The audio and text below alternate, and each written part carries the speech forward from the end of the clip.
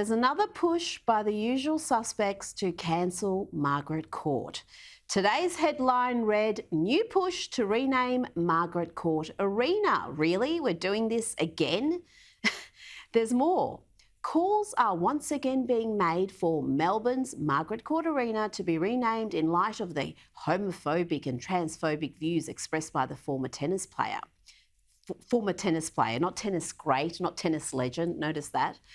Well, this all sounds very serious. I wonder what inspired the kids at news.com.au to write this article. There must be some serious moves afoot to rename the stadium. Some heavy hitters must be behind the campaign.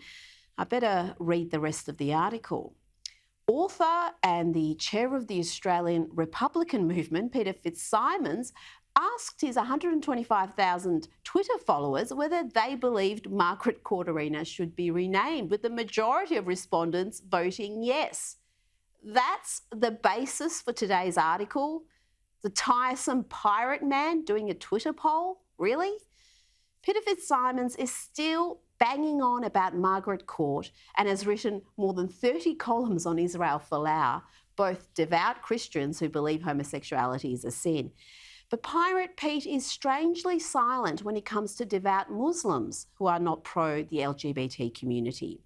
Whether it be AFLW player Haneen Zarika, who declined to wear her club's Pride Guernsey last week, or when it's boxer Anthony Mundine, who made some, frankly, hideous comments about homosexuals being put to death to deter others.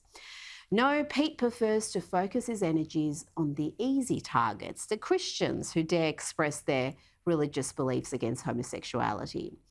And all these years after the same-sex marriage plebiscite, he is still trying to cancel Margaret Court and have the arena bearing her name renamed to Goolagong Arena, after tennis great Yvonne Goolagong Cawley. Funny he doesn't want it renamed Goolagong Cawley Arena.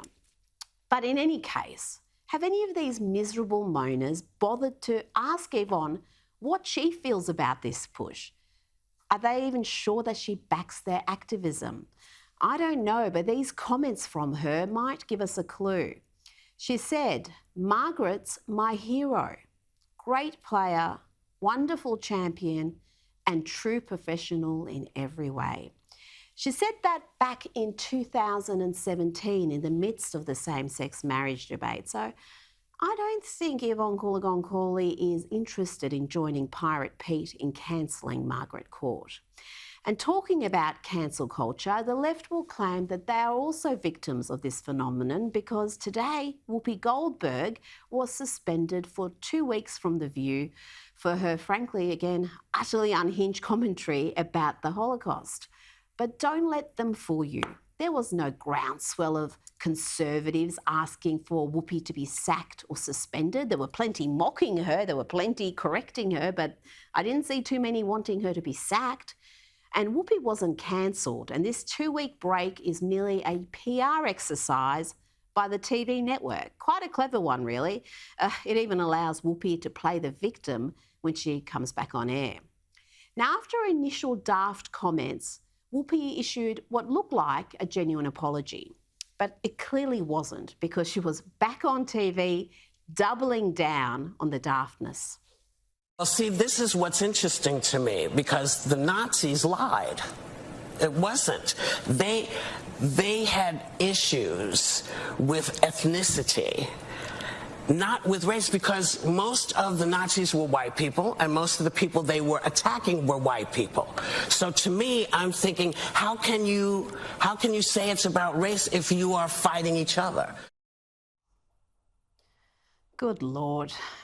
The sad thing is what she said there isn't just her view. It's a view shared by many critical race theory backers. It's a simplistic, toxic and frankly racist worldview that can't comprehend that white people can also be victims of systematic oppression and racism.